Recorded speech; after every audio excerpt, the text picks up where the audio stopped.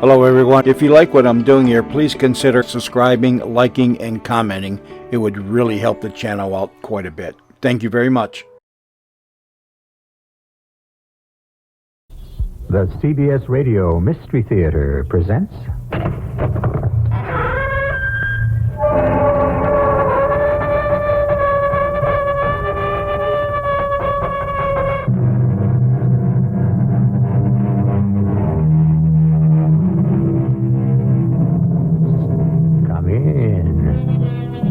Welcome. I'm E.G. Marshall with another adventure in the macabre.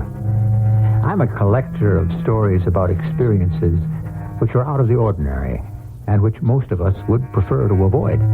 Still, I find a perverse kind of pleasure in sharing the unexpected and the bizarre.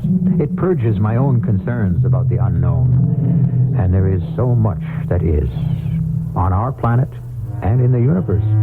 As a man named Al Wilson, a farmer who lives near Bolton, Connecticut, found out after encountering a phenomenon. Darned if I know what to do with it, Carrie. You'll have to get rid of it. Well, thank your lucky stars it didn't destroy the barn. When's that astronomer going to be here? Dana, is that his name? Yeah, Charles Dana. He'll be here first thing in the morning. He was pretty excited. Then ask him to take it away. It makes me nervous. It might be radio whatever they say. Radioactive, and that's dangerous.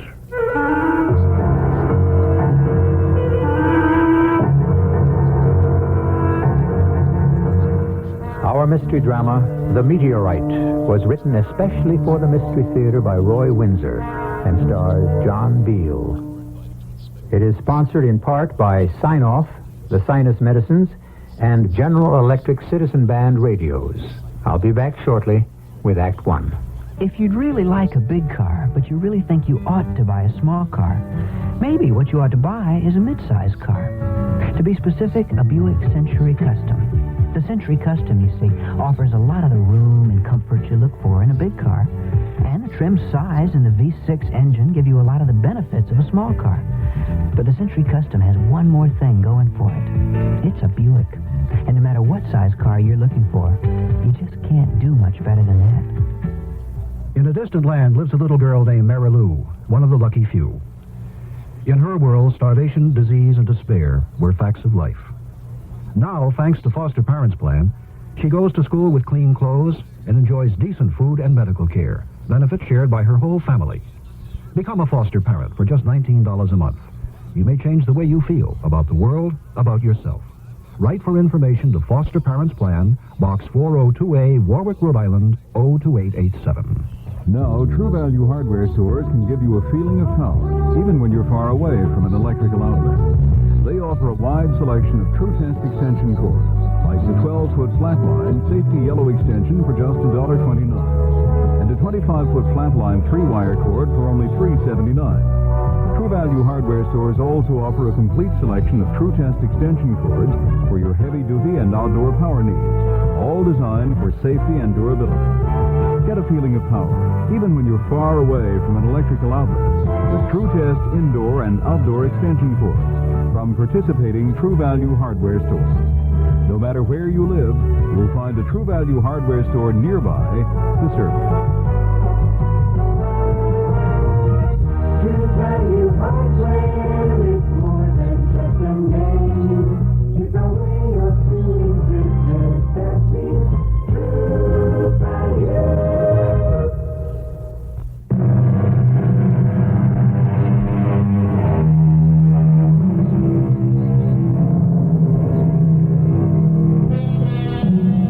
Suppose that at one time or another you stood outside and looked up in wonder at the night sky and the endless panorama of the stars.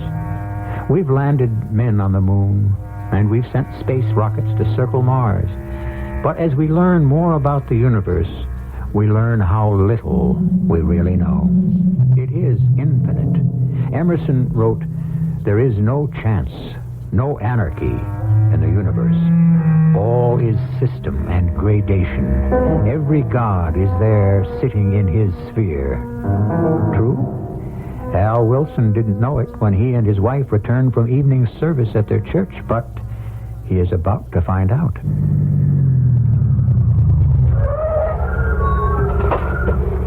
Aren't you going to put the car away, Al? I'll do it later. Garrett mentioned checkers. You're invited over, too. Does Maud know? I suppose so. Look at them stars.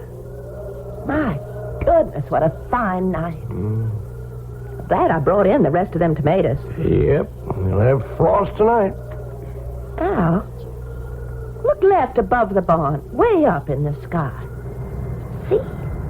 A big kind of cone of light. I've never seen anything like that this close. And listen. Wind's come up. Look at that thing. Must be traveling fast as lightning. Al, it's coming this way toward our farm. Better go inside. Let's get away from here. It's headed toward the house. We'll be blown up. Come on. Slanting down over the barn. Can you feel that heat? I've never seen anything like this. There goes the barn. Look!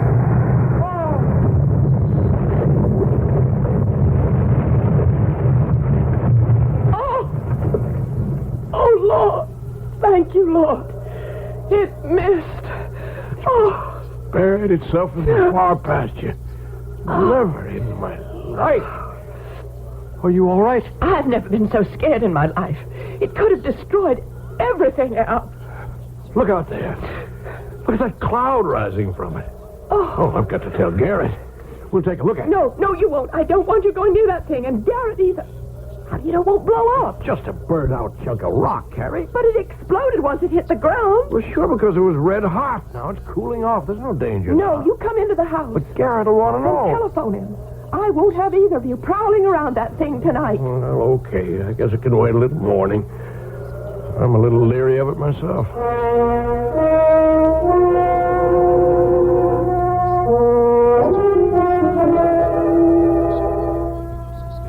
Everything all right, Garrett? Or is the washing machine upside down? Oh, no damage, darling. Yeah, no cracks in the cellar. None of the preserves fell off the shelves. I gave the washing machine a reassuring pat and said goodnight. How can you be so calm, Garrett? We pay high enough taxes on this little house. Come on. Now, Maud, calm yourself, huh? It's over with. Oh, that's what you think. It's an outrage. And the mayor's going to hear about this. Ah, yes, but blast, they must if there's to be progress. Progress, my foot. They wreck a perfectly beautiful mountainside. For what? Another ribbon of concrete leading nowhere. Paid for out of our money. And what's the rush? Why do they have to shake my fillings loose on Sunday night? Yeah, I find that a little too Oh, zealous. the mayor's going to get an earful when he strolls into his office tomorrow morning. Blasting to widen the road while people are sitting down to Sunday supper. Okay, but I refuse to have the big one over something over which I have no control. The big one? Yeah, that's school kid jargon. Cardiac arrest. No, sir, not for Garrett Smith. If you want to quarrel, honey, you just telephone the mayor. I will. Or calm down. Honey, there was no damage done, so put the experience behind you. Saved by the bell. If it's for me, tell them I'm gluing in my fillings. Hello, Garrett Smith. You hear the blast, old pal? Oh, yeah. It put Maud in space. Any damage to the farm? Just a trench in the far pasture. You know, where Tompkins cuts across the state road. Yeah, but that's a long way from where they're working, Al. Who? Who's working? Where? Well, you know, the crew that's blasting on the mountainside. What crew? I'm talking about the explosion. Well, so am I. Well, they don't blast on Sunday night, Garrett. You don't know what happened? No, I guess I don't. A shooting star landed 10 minutes ago in my far pasture. What? You're kidding. You mean... Come on over. Maybe we can persuade Carrie to let us investigate. You mean that a meteorite landed on your farm? Well, you tell me. You're the science teacher. Come on over. Oh, yeah, right away. What was that about? A meteorite? Don't blame the state, honey. Don't blame the mayor. Blame a phenomenon. Yeah, that explosion that shook the house, that was not from blasting. A meteorite landed on El's farm and plowed up half his far pasture.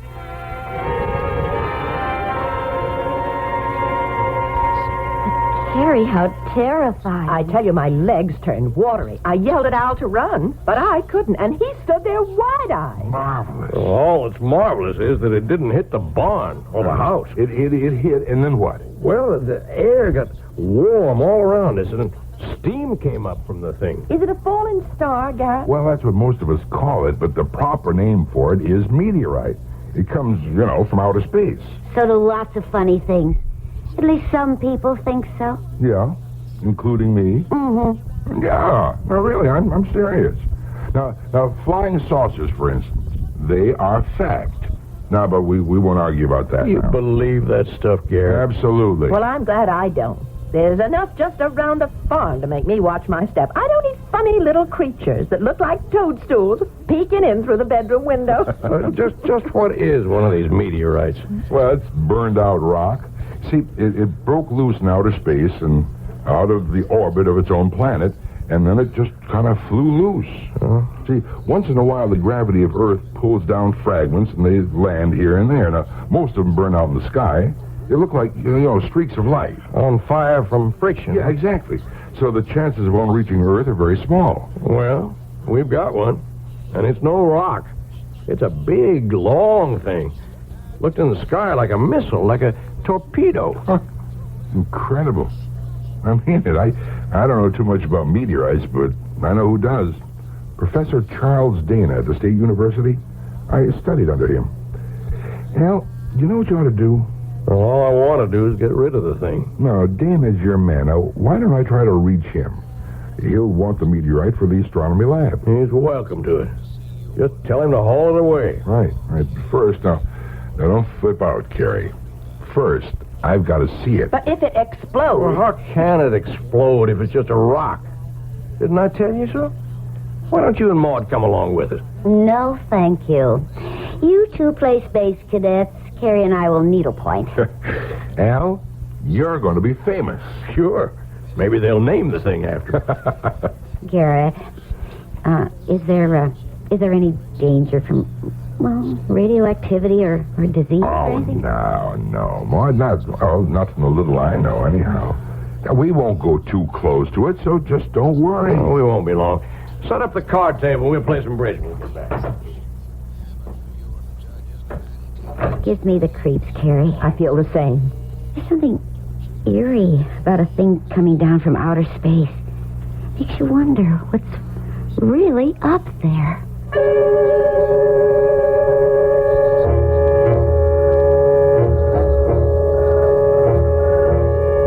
Wow. That is incredible, Al. Yeah. I wonder where it came from. And the size of it, it must be 12 feet long. Yeah. Oh, boy, it sure plowed up some trench there, eh? Yeah, the outside looks like slag. That's what it is. Who knows where it came from? Your guess is as good as mine, and I teach science. Well, I tell you, Al, it's beyond me. I can't explain why more of it wasn't burned up on its passage through our atmosphere. It was red hot. You should have seen the glow. Felt the heat. It's cold now. I'm eager to see it in the morning when the sun's up. Well, keep the news to yourself, Garrett, will you? I don't want people driving out and traipsing all over the farm. Right. I'll try to get in touch with Professor Dana. Fine. If the university wants the thing, he'll need a lift and a truck. Right. I'm not going to pay to have the thing taken away. Clock to command ship. Clock to command ship. Clock.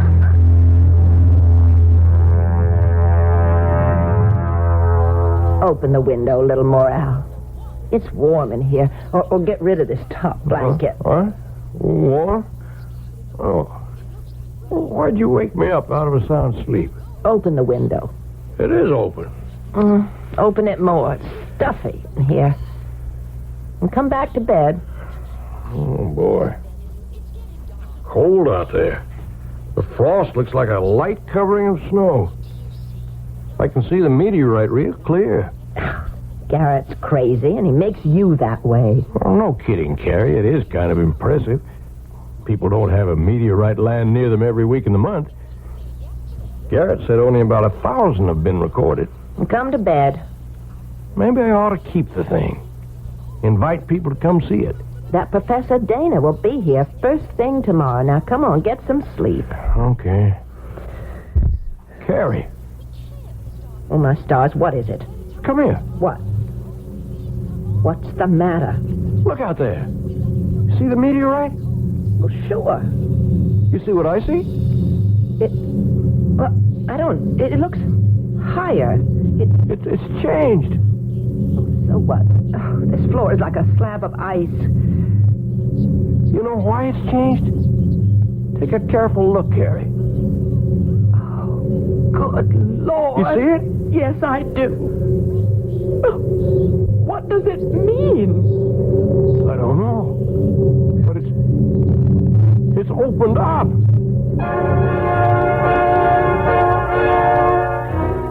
The meteorite did what?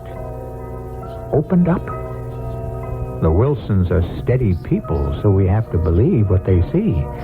There is, however, no evidence that a meteorite is anything more than a burned-up piece of rock. Is what they have seen impossible to believe?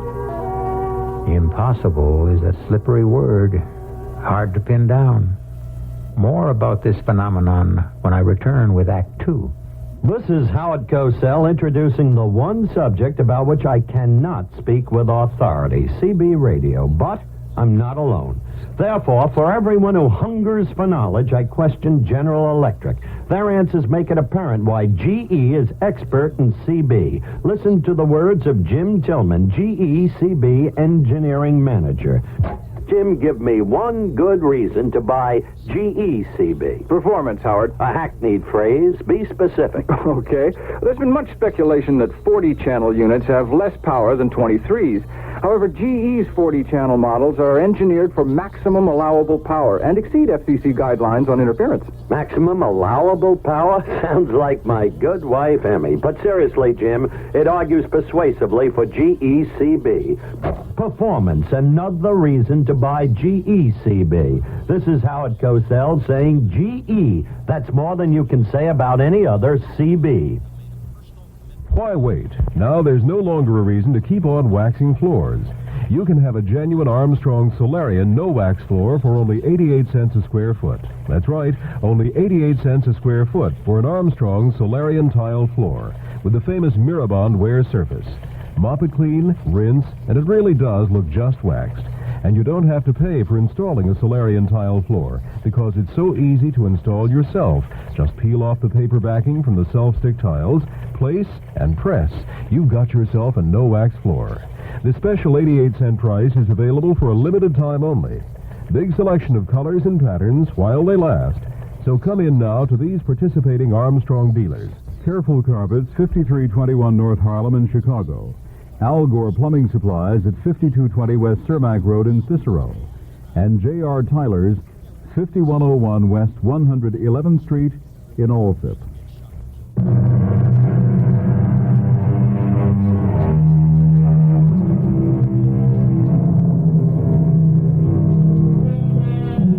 I began, you may remember, by saying that I'd share with you the bizarre, the unexpected.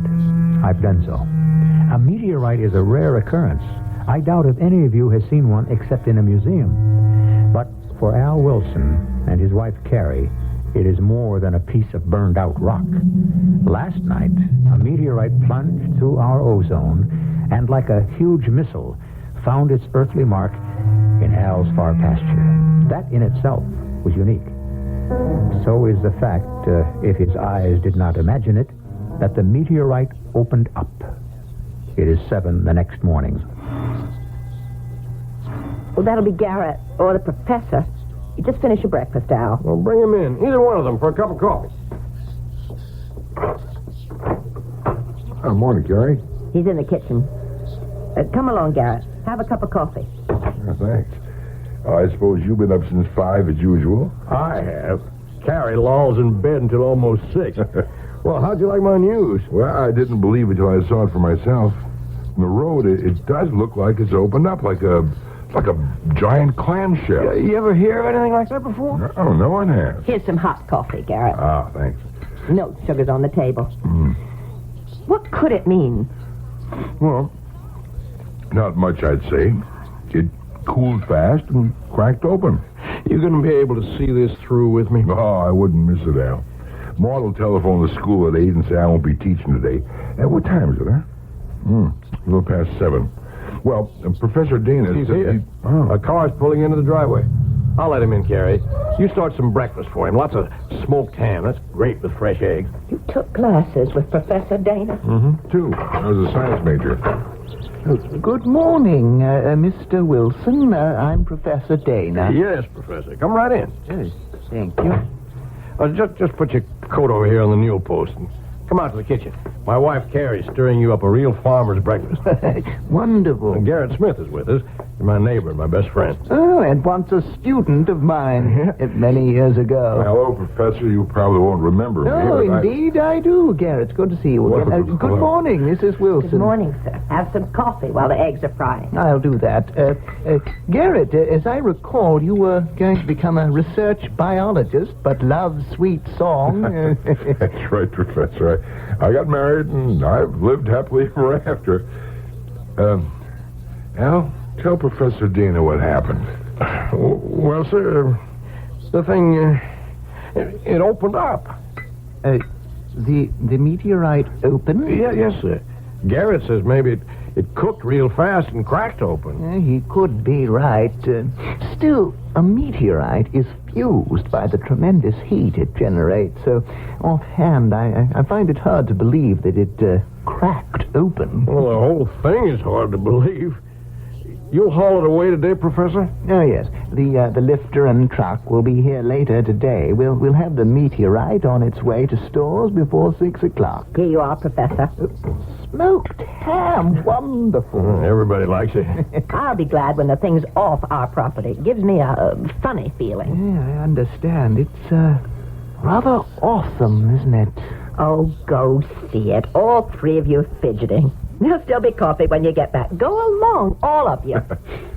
Anything to carry, Professor? Yes. I have my cameras in the trunk of my car. At your service, sir. I'll get them for you. Now, don't you go be being brave, Al, like stepping into that thing. It could snap shut, and there you'd be. Now, don't be nervous, Mrs. Wilson. There's nothing to fear. But what if there was something in there that just had to get out?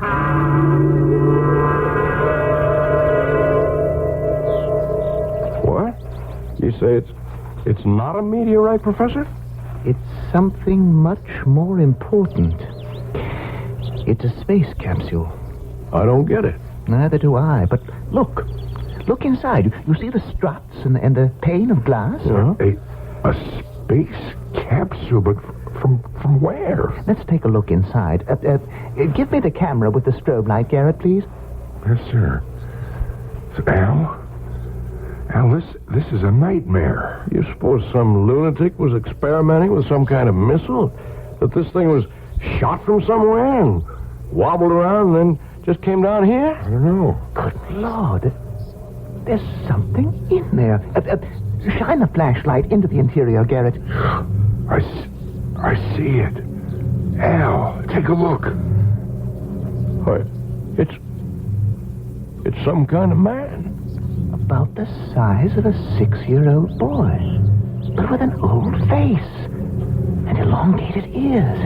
It's a man from space. You think he's dangerous, Professor? He's dead or unconscious. Well, if he's alive and hurt, we got to get him out. Garrett, go tell Carrie.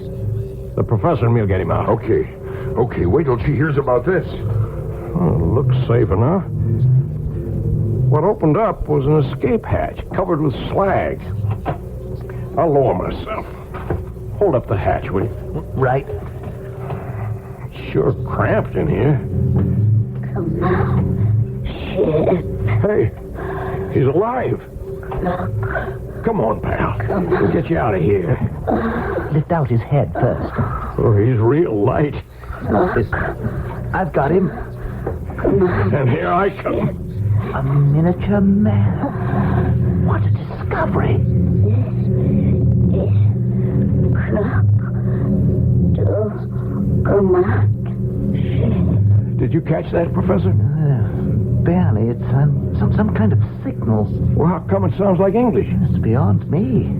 Well, let's get him to the house and try to bring him around. Look. He's opening his eyes. I destroy you. I understood that all right. Take it easy, pal. We want to help you. Destroy. All right, now what you need some warm food and a bed. You get well, and then you do what you please. Command ship comes for me. He could be dangerous, Mr. Wilson. Well, what do you want me to do? Shove him back into his capsule? The little man's hurt. Yes, I see. Well, let's carry him to the house. I hope we're doing the right thing. We are, Professor.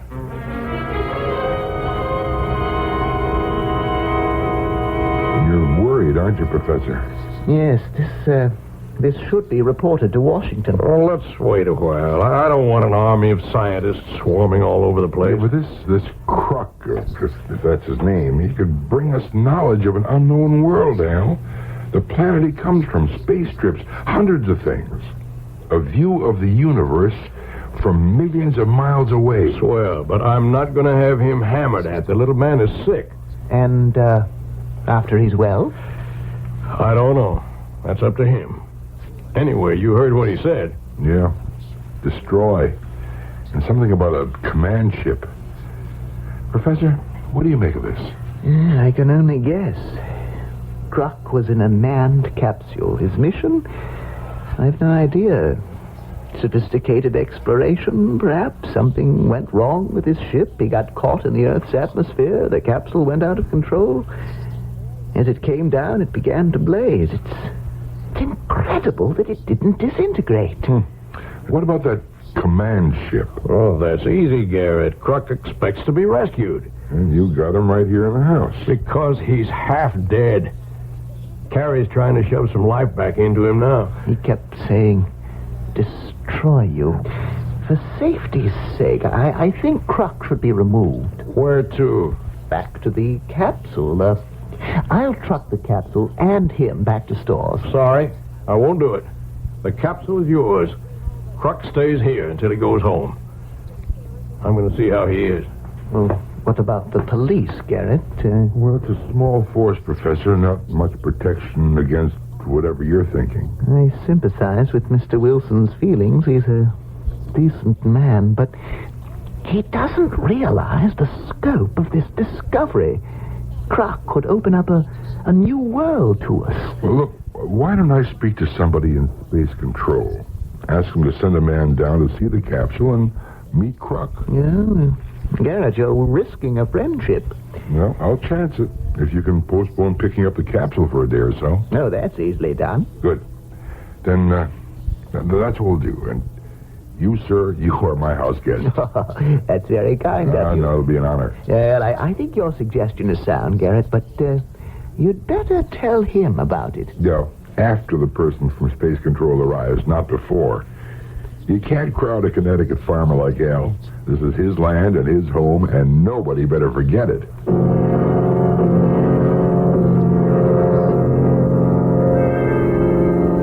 He sure looks better, Carrie. He's a nice little man. Like the hot bouillon. Didn't you, Mr. Kruk? Yes, it was very good. You still out to destroy me? I do not know. Humans are enemies of my people. They are. We don't even know who your people are. When we fly here and land, you fire guns at us. We found Earth, and we have come here out of curiosity. But you drive us away. Now we will destroy you. He won't tell me where he's from, Al. I asked him. No, I will not tell. How come you speak English, Kruk? We know all languages. Our minds are as advanced as our weapons. Then use that great mind of yours You'll understand we don't mean you harm. I thought you would kill me. Well, now you know different. I will leave you in peace. I do not understand why you have been kind. Well, you were hurt. That's only decent. You said, Kruk, you'd leave us in peace. Yes. The command ship will take me and the capsule away. Well, you maybe, Kruk, but the capsule goes to the state university. No. If you try to remove the capsule, there will be destruction. The truck, the men, the capsule will be destroyed, turned to ashes. Well, I don't know what to do. I gave my word. Heed what I say. Do not risk destruction. I will return to the site and await the command ship. You'll do nothing of the sort. It's cold out there. Cold and heat do not affect me. You'd better speak to the professor, Al. Yeah, you stay here while I do. Hi, Professor. Hey, hello there, Mr. Wilson. How's our little man from space? Well, he's giving me a problem. Kruk warned me that if we remove the capsule, all hell's going to break loose. The truck and the men will be destroyed. We don't really know what we're dealing with, Mr. Wilson. Well, that's why I'd go along with Kruk. I know that means calling off the truck, but... Well, there's been a delay there anyway. Oh? Where's Garrett? Did he go home? Yes. I'm spending the night with him. Oh. Well, if you'll excuse me, Professor, I have to get out to the barn. Milking time. 1 minute, Mr. Wilson. Yes? Well, I'm afraid I've acted deceitfully. You're a very decent man. Garrett thought that... No. Let me take the blame. For what? Someone from our National Space Center will be here sometime tomorrow. I don't like that, Professor. I know you don't. I said I wouldn't allow Kruk to become a part of no freak show. No, he won't be, I assure you. Reporters, cameramen... Nothing like that. I've told you the truth. And I've told Kruk that we're his friends, not his enemies. Mr. Wilson, the enormity of this discovery... Okay. You've done something, and we're stuck with it. Okay. Let the man come. But understand this. I don't care if the man's the president. He tries any rough stuff with Kruk, and I'll kick him out. And that goes for Garrett and for you too, Professor. Yes. I can't tell you how Kruk will feel. I think he trusts us. I'll tell him about this guy you're bringing in, but I can't be responsible for what Kruk might do. Of course not. Well, you just say that. I believe the little man knows what he's talking about. If he says you go up in smoke, then that's what's going to happen. The Wilsons have treated the man from space as they would any injured person, with kindness and attention. Garrett Smith and Professor Dana, however, want to treat Kruk as an incredible discovery, which he and the capsule are. What Kruk does is all that matters, and we'll find that out when I return shortly with Act 3. You've never had a really exotic car, have you? Because you've always felt that you needed something a little more down to earth. But you still want that exotic car, don't you? You know what you need? A Buick Skyhawk. It's small, it's V6 powered. Hey, it's even got a hatchback. Now that's down to earth. But with things like bucket seats, available 5-speed manual transmission, and that laid-back, low-down styling, it's not exactly plain vanilla. The Buick Skyhawk, the car you need and the car you want. I want that sinus medicine. Headache tablet? No, it relieves headache and congestion, internal sinus pressure, and postnasal drip. And it has added strength. You mean added strength sign-off? Exactly. Added strength sign-off tablets give you pure aspirin plus 50% more sinus drainer. To help sinus pain while you drain. Right, and more sinus dryer for postnasal drip. Added strength sign-off. The sinus medicine in the bright red box. Take when needed, only as directed. SINEOFF. Sign-off. This is WBBM Chicago. Is your bank open when you're busy and closed when you're not? Northwest Federal Savings knows that a good place to save is ready for you when you're ready. Ready with the answers and advice given by professionals in helping thousands just like you, but each with different individual needs. Northwest Federal's professionals can show you, too, the best way to save for a new home, college education, or retirement. Northwest Federal's counselors can explain all the savings plans and help you set up a savings program to meet your special needs. Home loan specialists can tailor a home loan plan to help make your dreams a reality. Bring your needs to any of 5 convenient Northwest Federal Savings Centers throughout Chicagoland's great Northwest Territory. If you think your needs are special, so does Northwest Federal Savings. All the time, because Northwest Federal Savings keeps the best hours yours. It's Northwest Federal Savings Time, 63 hours a week.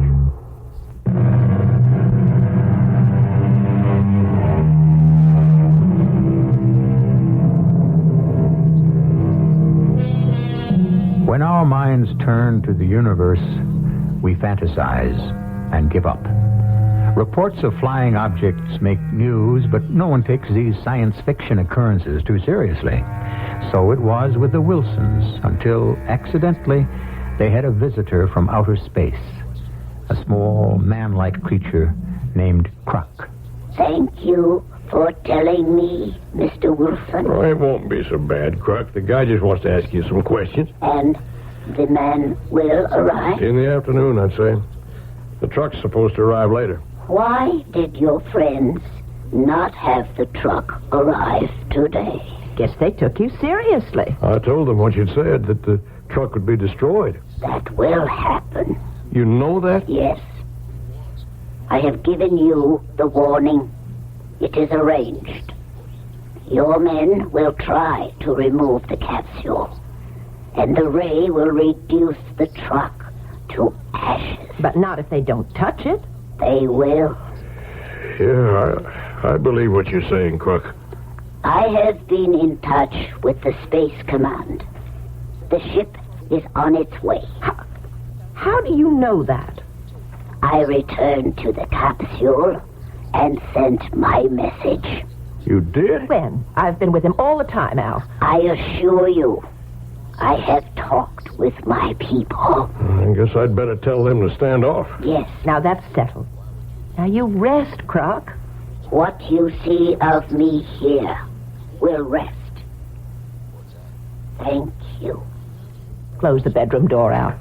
Sure.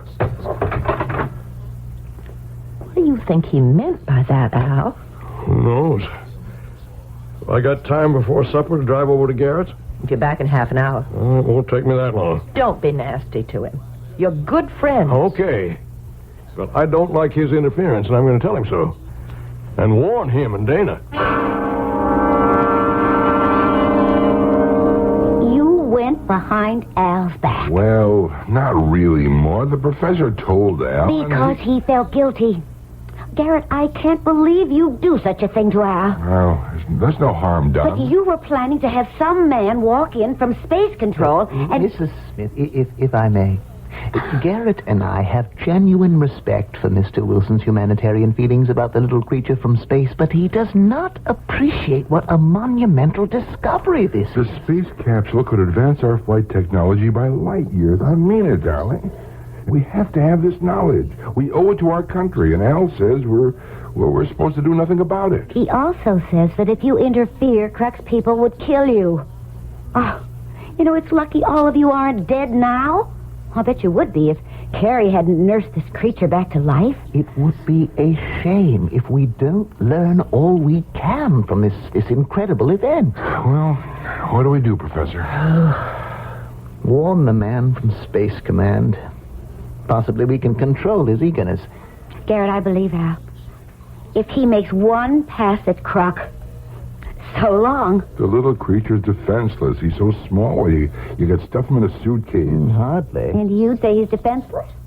How do you know? I can see. But what you won't see is that Croc is a highly advanced form of life, way beyond us. And because you can't see how he could defend himself, you think he's helpless. Oh, don't count on what you think. You don't know.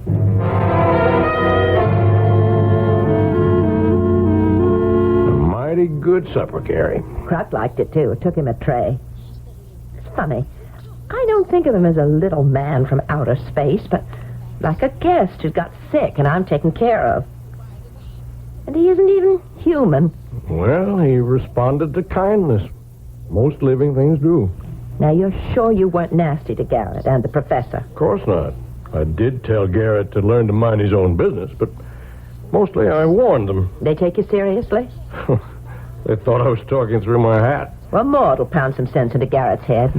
Maybe. The professor's got some feelings. Maybe. Well, I'm going to get to bed. Big day tomorrow. I sure hope that man from Space Control has some sense. Oh, he's only one man. Kruk said he'd talk to him and then leave. That's going to be some sight. A flying saucer setting down right in our pasture. I wonder if they'd take me for a short spin. Go to bed. If one of those things comes down, you're not going near it. Let it pick up the capsule and take Kruk home. And where is that? He won't say.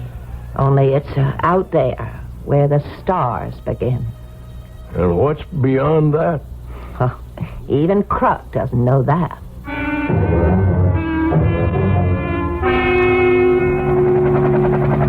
There she is, Professor. Right on time. It's just after 5. Oh, that's some big helicopter.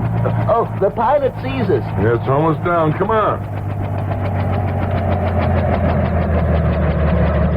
Hello! Hello there! Hello. Hi, I'm Garrett Smith. Oh, how are you? Sanders, Space Control. Professor Dana, Mr. Wilson. How do you do? Pleased to meet you. You know about the spaceman's warnings? Yes, I've learned what he said. Mr. Wilson, you have him in your house? That's right, and he's willing to talk to you. Very sensible. He has no choice. He's a prisoner. Oh, no. No, sir. No, he's not. Begging your pardon, sir, but he's my guest. And he's been just fine. Well, that's how you may see him, Mr. Wilson, but he's my prisoner. I have orders to transfer him to the War College where... Well, that's just what I was afraid of. Now, if you try any rough stuff on Kruk, there'll be real trouble. Are you threatening me, Mr. Wilson? I could be. This is my property, and Kruk is my guest. Now, look. You can't set yourself above the government. This capsule and this creature belong to us. They do? Well, I'll throw all of you off my land. But that's not what I was getting at when I said rough stuff would bring trouble. You're playing with something from outer space, Sanders. I'm here to take possession of a space capsule and something that resembles a man. I mean to carry out my assignment. Well, all the luck in the world to you. Kruk said he'd talk to you. Maybe he can pound some sense into your thick skull. Now, see here. No, you see here. You watch your step with me. You walk very carefully with my little friend Kruk.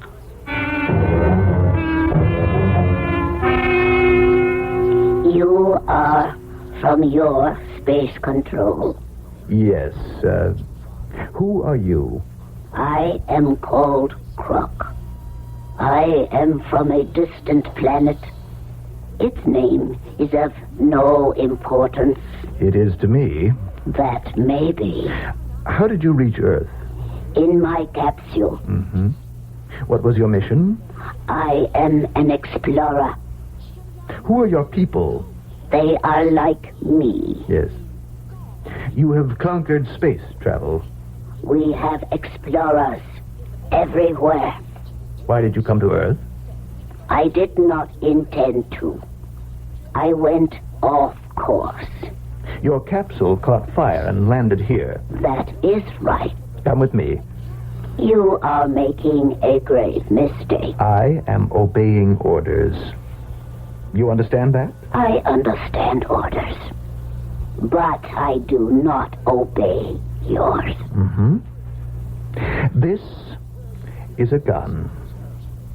If you resist, I'm instructed to immobilize you. Mr. Sanders, I... Stay out of this. Now get up, Kruk, and walk out. I warned Mr. Wilson. I don't believe in magic, spaceman. That is your weapon. That metal gun. Yes. And if you don't obey, I'll use it. Oh! He fused the gun. It's just a lump of metal.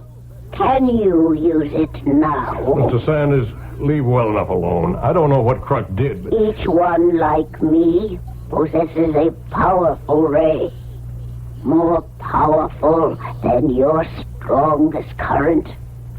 I can call it up from within me whenever I choose. Then I can point a finger and destroy. Come on, Mr. Seldes. I'm convinced. And you saved his life, Wilson. You gave refuge to an enemy of our country. I will have you charged with treason. I do not think so. Mr. and Mrs. Wilson have treated me like a visitor. I will not forget. Neither will my commander. Do not threaten the Wilsons. We have come to Earth many times on friendly missions. We could come with total destruction. I'll ask you to leave, Mr. Sanders. And do not try to remove the capsule. I'll walk you back to your helicopter, Mr. Sanders. Oh. You're miraculous, Kruk. No. Just more advanced in scientific technology. Humans one day will discover what we already know. But how about that deadly ray of yours? In your seas, you have deadly eels. On land, you have venomous snakes. My people are small, but strong, because we possess the ray. In fighters, it is highly developed. I am a soldier and a fighter. It is time now for me to go. Al, look outside. They got a truck back into the pasture next to that big lift, and they're going to take it away. Oh, no, you know what Kruk said? It will now happen. Look toward the sky. The command ship. I will go and meet it. It looks like a big mushroom. I've got to see this. Al, Garrett could be killed. Garrett! Come back, Garrett. He sees the command ship. Look at the truck! It's a flame! And it's crawling. Like somebody's squashed it. But the men got away. You see them over there on the road, shielding their faces from the heat? And there are the landing steps. Kruk's on them. And spaceship. It's gone.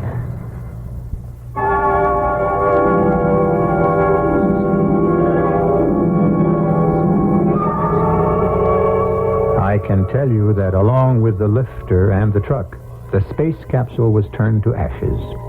Garrett Smith escaped, and so did the men brought in by Professor Dana. When Al Wilson wondered later if he and his wife had consorted with the devil, she replied, as you might expect, that no, they had consorted with God, meaning, I suppose, that they had acted in the interests of good.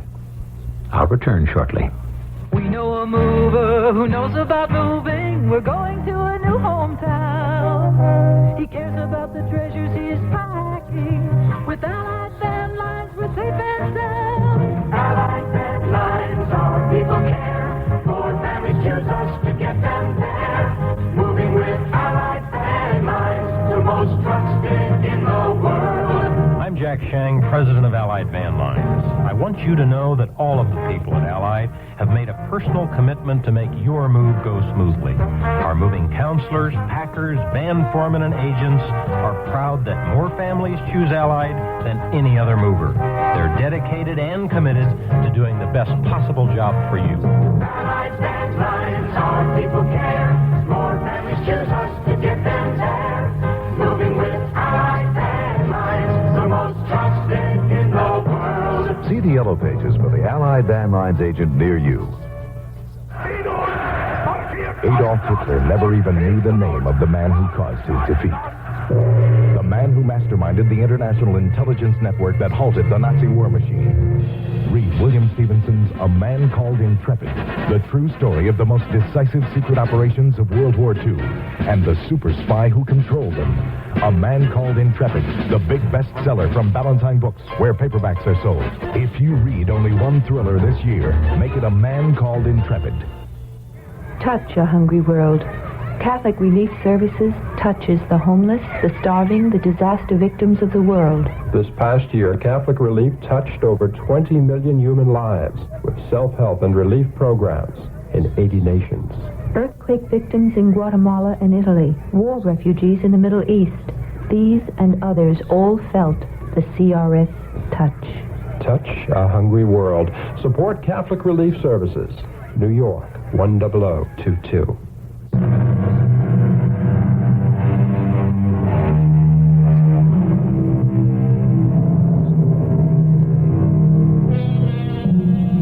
Maybe our real worlds are those we explore in our nightmares. When an experience becomes too acute, we awaken, switch on a light, and forget the frightening dream. That may be foolish. We must face facts. One of them is that there are other worlds, other life. With the passing of time, centuries perhaps, there certainly will be interplanetary communication, and who knows, a Kruk may come to visit you. Our cast included John Beal, Marian Seldes, Joe Silver, Evie Juster, and Russell Horton. The entire production was under the direction of Hyman Brown. Radio Mystery Theater was sponsored in part by Buick Motor Division. This is E.G. Marshall inviting you to return to our Mystery Theater for another adventure in the macabre. Until next time, pleasant dreams.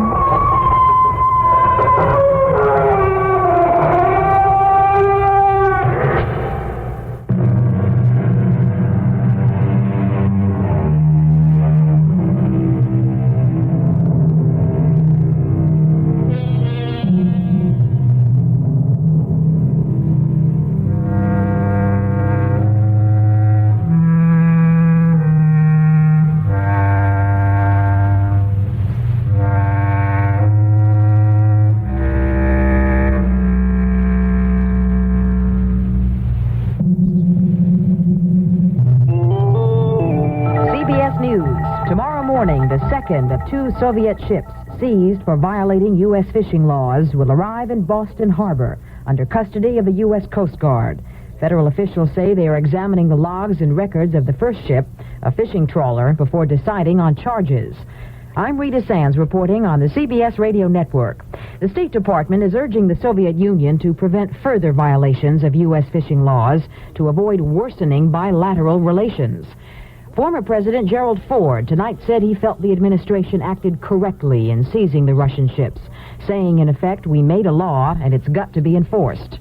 In a lecture at the University of Kentucky this evening, Mr. Ford urged Congress and the Carter administration to re-examine the 1973 War Powers Resolution, which restricts presidential actions in times of military crises. The Congress has little to gain and much to lose politically by involving itself deeply in crisis management.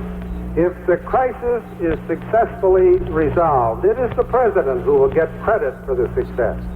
If his efforts are not successful, if the objectives are not met, or if casualties are too high, the Congress will have seriously compromised its right to criticize the decisions and actions of the president. The War Powers Resolution requires the president to notify congressional leaders before taking any military action. Mr. Ford recalled that during his presidency there were 6 major crises where lawmakers were either not available or simply not up on the latest developments to be of any help. More news in a moment. If your child throws away the lunch you sent to school today, said wonder, please eat it up. If he fiddles with the middle then throws the bread away, said wonder, please eat it up. There are cheaper breads, but they're not always as fresh and soft, the way kids like bread. When you send the lunch to school, make this the daily rule, said wonder, kids eat it up. Try Wonder English muffins, too. Sinon, marchiert Adolf Hitler never even knew the name of the man who caused his defeat. The man who masterminded the international intelligence network that halted the Nazi war machine. Read William Stevenson's A Man Called Intrepid, the true story of the most decisive secret operations of World War II, and the super spy who controlled them. A Man Called Intrepid, the big bestseller from Ballantine Books, where paperbacks are sold. If you read only one thriller this year, make it A Man Called Intrepid. Actor Harry Reams, convicted last year by a federal court in Memphis on pornography charges, will have a new day in court. A federal judge has ruled that Reams, charged with conspiracy to distribute pornography, had been convicted under laws that did not exist when he made the film Deep Throat. A new trial has been ordered. Reams, who says he's never even been in Memphis, says the conspiracy laws must be clarified. I don't consider myself a martyr or a political animal. I think I've been thrust into the center and thrust into the role of a central figure in an issue that has tremendous ramifications to the entire American public, and if I go to jail, an injustice has been done. In Memphis, Assistant U.S. Attorney Larry Parrish gives the legal outlook for Reams. In the case of Mr. Reams, he is indicted in another case involving the films The Devil and Miss Jones, and I have no reason to believe that case won't be tried, and probably would be tried before a new trial was granted in the Deep Throat conviction. And so the outcome of that trial may have some bearing on whether or not to retry the Deep Throat case. And Parrish points out that the 16 co-defendants of Reams have not been granted new trials. President Carter's plan to curb inflation, due to be made public at a news conference Friday, will in part include mandatory measures, according to News Secretary Jody Powell. The same kind of required action is expected in the president's energy proposals, scheduled to be unveiled next week. Gas company executive Arthur Sater predicts the proposals will cause the most financial hardship for middle-income taxpayers. More news in a moment. Take the family to Disneyland on us if you're a winner in our General Mills Radio Adventure Theater contest. I'm Hyman Brown, producer-director of the program, reminding you the contest is in full swing with weekly first prizes of an all-expense-paid week at Disneyland in California. The contest closes April 25th, so hear how to enter on the General Mills Radio Adventure Theater this Saturday and Sunday on many of these CBS radio network stations. Dad, it's old Mo. Easy, son. Sit down. Aw, he's gone. Well, better him than you. Listen, son, falling overboard in cold water like this is especially dangerous. That's why when we're fishing cold water, it's so important to avoid overloading or any sudden shifts in balance. That's why we wear our PFDs. I didn't think about that. I just want you to have the facts on cold weather boating. You know, you're pretty smart for a dad. Well, I had a little help from the U.S. Coast Guard. Saying the Reverend Sun Myung Moon's Unification Church is threaded with political motives and activities, the New York City Tax Commission has turned down its application for tax exemption on property worth more than $2.6 million. The current tax on 3 properties owned by Sun Myung Moon's church in New York is over $228,000 annually. I'm Rita Sands, CBS News. News Radio 78, WBBM, Chicago. Good evening, everyone. This is Alan Bickley on News Radio 78 in Chicago. Tonight's weather outlook, mostly fair and very mild with a low of 60 degrees. Tomorrow, partly sunny, windy and warm with a high near 80. And then on Tuesday night, we expect mostly cloudy skies with a chance of thunderstorms and a low in the low 50s. Wednesday, a little bit cooler. It will be mostly cloudy and occasional rain is likely. And we expect a high in the mid-60s. At Midway Airport now, the temperature is 68 degrees. It's 72 at the lakefront, 61 at O'Hare Field, and out in the western suburbs tonight, 57 degrees. The low temperature of 60 recorded at 5 o'clock this morning at Midway Airport in Chicago ties the previous highest minimum temperature for this date. The low temperature on April 11th, 1945 also was 60 degrees. And if you thought it was unseasonably warm last night, you were correct. And it will be pretty much unseasonably warm tonight as well. Mayor Michael Bilandic is readying the negotiating tables should a butcher's vote down an agreement that seeks to bring an end to the ban on the sale of meat after 6 p.m. Bob Crawford reports. Bilandic told reporters he will not ask the city council to legislate an end to the ban if union butchers vote down the tentative agreement. He said anti-ban laws are not the answer to the problem, citing Berwyn as a case in point where an ordinance to end the ban has not resulted in fresh meat sales after 6 p.m. What I would rather do, said the acting mayor, is take another fresh shot at negotiation. I think the parties, as far as I'm concerned, should attempt to renegotiate again to try to see if the matter could be resolved. Bilandic said he has received no word from union leaders on how the vote is going. This is Bob Crawford. Mayor Bilandic discussing the possibility of a new sports arena for Chicago versus rehabilitation of Soldiers Field didn't make it clear to reporters which he favors. Soldier Field can't stay the way it is, as you understand. It has to be expanded and also rehabilitated. So the question is, where is the greatest cost benefit in the rehabilitation of Soldier Field or the construction of a new stadium? When pressed further, the mayor said he won't make a decision until he has all the facts. He did say the new sports centers in other cities have been financial and structural disasters. Governor Thompson spent more than an hour today listening to citizens who favor and who oppose the controversial Lifeline bill now before the General Assembly. Later, he said he will wait a little longer before taking a side on the measure. The legislation would put a rate ceiling on life-supporting amounts of electricity. Proponents say it would help stabilize rates, particularly for the poor and the elderly.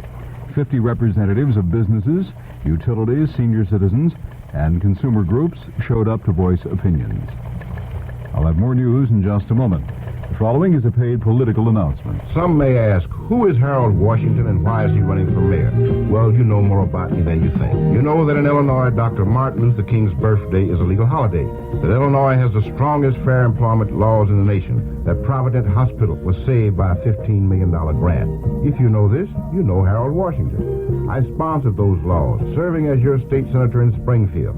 I want to be your mayor and make this city work for all its people. Vote Democratic April 19th, Washington for mayor. Paid for by Washington for Mayor. We interviewed a lot of Checker gas customers and asked them just why they stopped in to fill up with Checker. Economy. Mileage. It's a good gas. Well, my car runs well using it. It's convenient. Price is pretty good. It's a good, well-known brand, and it's priced right. Economy, mileage, convenience. Just some of the reasons our customers say, Checker, it's a gas. No matter how you say it, Checker, it's a gas. that Checker, it's a gas. 56-year-old Robert John and 58-year-old Charles Wright were shot to death today during a robbery at the Square Deal Plumbing and Heating Supply House at 4557 South Ashland. Lieutenant Joseph Curtin of Area 3 Homicide tells what was uncovered in the investigation. The investigation did reveal that they took approximately $1,300 from the safe and an unknown amount of money from both victims. Police are looking for two men who were seen driving from the store's parking lot in a 1973 or 74 green Oldsmobile that belonged to the store manager, Robert John. A grand jury indictment was handed down today against Countryside Mayor Michael Caduto and Alderman Rudolph Parrish. U.S. Attorney Sam Skinner tells what the two men are charged with. Charges involve a violation of the Hobbs Act, and it's charged in the indictment that the Caduto and Parrish threatened to hold up building permits and zoning permits and various other legal actions that the village of Countryside had to make concerning this project unless they were paid a substantial sum of money, which they were. Skinner says Danshire Industrial Developers and Pletka and Associates were forced to pay several $1,000s beginning in 1966 and ending in 1972. The regulation of currency exchanges was the subject of a hearing held today at the State of Illinois building. John Cody reports. State Representative Lewis Caldwell is chairing the House subcommittee hearings into proposals for greater control over currency exchanges, which Caldwell says charge unfairly high rates in ghetto areas. Some of them are charging 1%, some 1.5%. When we go in, when we question them about that, they say it costs more to do business in the ghetto than it does in the other communities.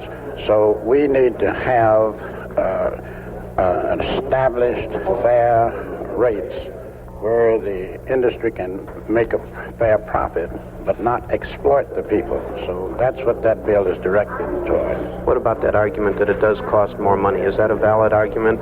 In my view, it's not a valid argument because if anything, it ought to be the Lord, because these are the people who can least afford to pay those types of rates. Currency exchange representatives say they must be doing something right because they have so much repeat business. Those favoring greater control say this is because currency exchanges have a monopolistic position and no one to control the rates they charge. I'm John Cody. A $3.5 million suit was filed today against the Melrose Park Police Department and Westlake Community Hospital for violating the civil rights of Benny Leonard. Leonard worked for the International Harvester Company in Melrose Park, and he was involved in a minor traffic violation on January 31st. Leonard's lawyer, Val Kling, says his client was told he was being arrested, and while he was being taken to jail, he was beaten around the face and head. Kling says his client was the victim of a racially motivated case of police brutality. After they beat him, I'm convinced they threw him in the cell and poured water and opened the window in an attempt to kill him to cover up the beating. I mean, there's no other, unless they were sheer sadists, there's no other excuse or reason for taking a person, taking off his clothes, throwing him in a cell at about, 2 or 3 above zero, opening the windows, putting a fan on the open window, throwing water on him. Kling says Police Chief Dominic Cimino is also named in the suit. Westlake Hospital is named because Leonard didn't receive proper treatment. He was admitted to another hospital where he stayed for 6 weeks and subsequently lost the sight in one eye. The last of 4 suspects in the Hollinsburg, Indiana murders surrendered today. FBI agents say 23-year-old Roger Drollinger surrendered in law offices in Indianapolis.